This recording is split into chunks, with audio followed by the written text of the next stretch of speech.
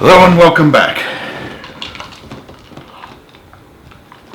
For the last 3 chapters of Treasure Island, the narration was taken over by the Doctor, David Livesey. But now, the narration resumes by Jim Hawkins for the rest of the story. So you ready? Alright, let's begin. Chapter 19. Narrative resumed by Jim Hawkins. The Garrison and the Stockade. As soon as Ben Gunn saw the colors, he came to a halt, stopped me by the arm and sat down. "Now," said he, "here's your friend, sure enough." "Far more likely it's mutineers," I answered. "That," he cried, "why, in a place like this, where nobody puts it but gentlemen of fortune, Silver would fly the Jolly Roger. You don't make no doubt of that." "No, that's your friends. There's been blows too, and I reckon your friends has had the best of it. And here they are ashore in the old stockade, as was made years and years ago by Flint. Ah, he was the man to have a headpiece, was Flint. Barring rum, his match were never seen. He were afraid of none, not he, only Silver. Silver was that genteel." "Well," said I, "that may be so, and so be it. All the more reason that I should hurry on enjoy my friends." "Nay, mate," returned Ben, "not you. You're a good boy, or I mistook. But you're only a boy, all told. Now Ben Gunn is fly.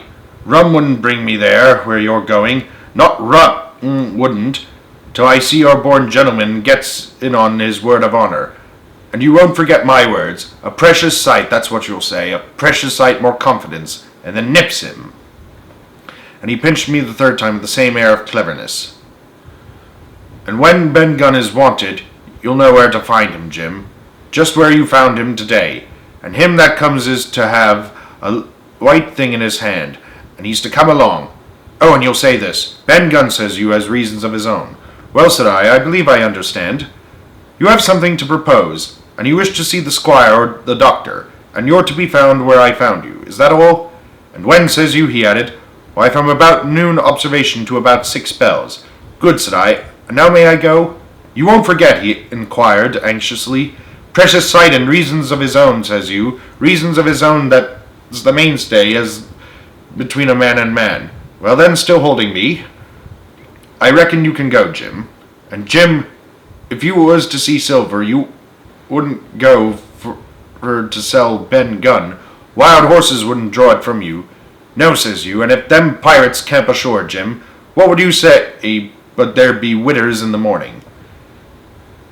Here he was interrupted by a loud report, and a cannonball came tearing through the trees and pitched in the sand, not 100 yards from where we two were talking.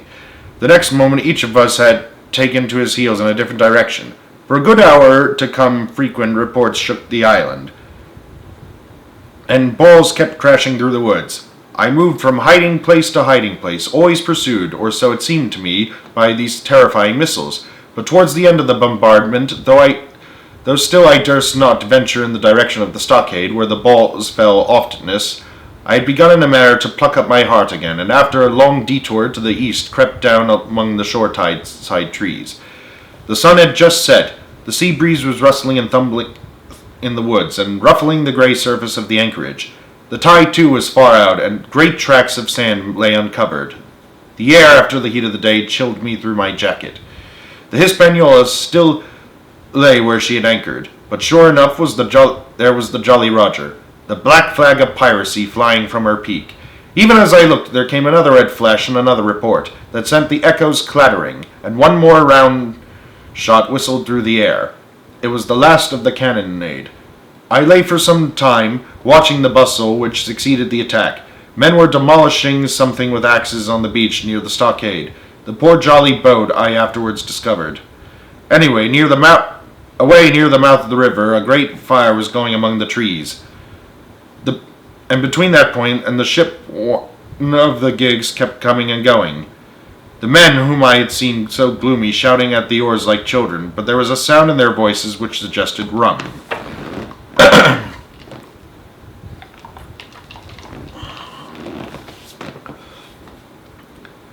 At length I thought I might return towards the stockade. I was pretty far down on the low, sandy pit that encloses the anchorage to the east, and is joined at half water to Skeleton Island. Now as I rose to my feet, I saw some distance further down the spit, and rising from the from among low bushes, an isolated rock, pretty high and peculiarly white in color. It occurred to me that this might be the white rock of which Ben Gunn had spoken, and that some day or other a boat might be wanted, and I should know where to look for one.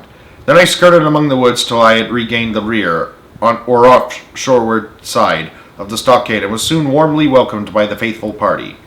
I had soon told my story and began to look about me. The log house was made of unsquared trunks of pine, roof, walls, and floor. The latter stood in several places as much as a foot or a foot and a half above the surface of the sand.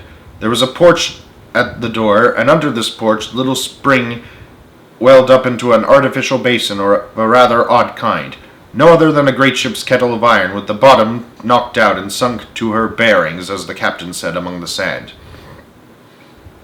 Little had been left beside the framework of the house, but in one corner there was a stone slab laid down by way of hearth, and an old rusty iron basket to contain the fire. The slopes of the knoll and all the inside of the stockade had been cleared of timber to build the house, and we could see by the stumps what a fine and lofty grove had been destroyed. Most of the soil had been washed away or buried in drift after the removal of the trees. Only where the streamlet ran down from the kettle, a thick bed of moss and some ferns and little creeping bushes were still green among the sand. Very close round the stockade, too close for the defense, they said. The wood still flourished high and dense, all afur on the land side, but towards the sea with a large admixture of live oaks. The cold evening breeze of which I have spoken whistled through every chink of the rude building, and sprinkled on the floor with a continual rain of fine sand. There was sand in our eyes, sand in our teeth, sand in our suppers, sand dancing in the spring at the bottom of the kettle, for all the world like porridge beginning to boil. Our chimney was a square hole in the roof. It was but a little part of the smoke that found its way out, and the rest eddied about the house and kept us coughing and piping the eye. Add to this that Gray, the new man, had his face tied up in a bandage for a cut he had got in breaking away from the mutineers, and that poor old Tom Redruth, still unburied, lay along the wall, stiff and dark, under the Union Jack. If we had been allowed to sit idle, we should all have fallen in the blues, but Captain Smollett was never a man for that. All hands were called up before him, and we divided us into watches. The doctor and Gray and I for one, the squire and Hunter and Joyce upon the other. Tired as we were, 2 were sent out for firewood. 2 more were set to dig a grave for Redruth. The doctor was named Cook. I was put sentry at the door, and the captain himself went from one to another, keeping our spirits and lending a hand wherever it was wanted. From time to time the doctor came to the door for a little air and to rest his eyes, which were almost smoked out of his head, and whenever he did so he had a word for me. "That man Smollett," he said once, "is a better man than I am. When I say that, it means a deal, Jim." Another time he came and was silent for a while. Then he put his head on one side and looked at me. "Is this Ben Gunn a man?" he asked. "I do not know, sir," said I. "I am not very sure whether he's sane." "If there's any doubt about the matter, he is," returned the doctor. "A man who has been 3 years biting his nails on a desert island, Jim, can't expect to appear as sane as you or me. It doesn't lie in human nature. Was it cheese you said he had a fancy for?" "Yes, sir, cheese," I answered. "Well, Jim," says he, "you see the good that comes out of being dainty in your food. You've seen my snuff box, haven't you? And you never saw me take snuff, the reason being that in my snuff box I carry a piece of Parmesan cheese. A cheese made in Italy, very nutritious. Well, that's for Ben Gunn." Before supper was eaten, we buried old Tom in the sand, and stood round him for a while, bareheaded in the breeze. A good deal of firewood had been got in, but not enough for the captain's fancy, and he shook his head over it, and told us we must get back to this tomorrow rather livelier. Then when we had eaten our pork, and each had a good stiff glass of brandy grog, the 3 chiefs got together in a corner to discuss our prospects.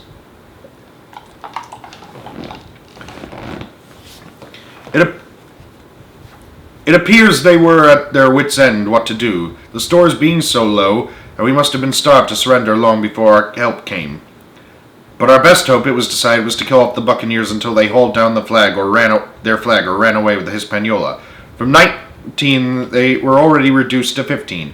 2 others were wounded, and one at least, the man shot beside the gun, severely wounded, if he were not dead. Every time we had a crack at them, we were to take it, saving our own lives, with the extremest care. And besides that, we had 2 able allies, rum and the climate. As for the first, though we were about half a mile away, we could hear them soaring and singing late into the night.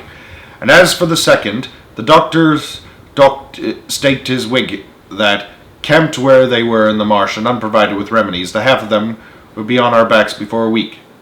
So, he added, if we are not all shot down first, they'll be glad to be packing in the schooner. It's always a ship, and they can get to buccaneering again, I suppose. First ship that I ever lost, said Captain Smollett. I was dead tired, as you may fancy, and when I got to sleep, which was not till after a great deal of tossing, I slept like a log of wood. The rest had long been up, and had already breakfasted and increased the pile of firewood by about half as much again, and I was awakened by a bustle and the sound of voices. Flag of truce, I heard someone say, and then immediately after, with a cry of surprise, Silver himself. And at that up I jumped, and rubbing my eyes, ran to a loophole in the wall. To be continued.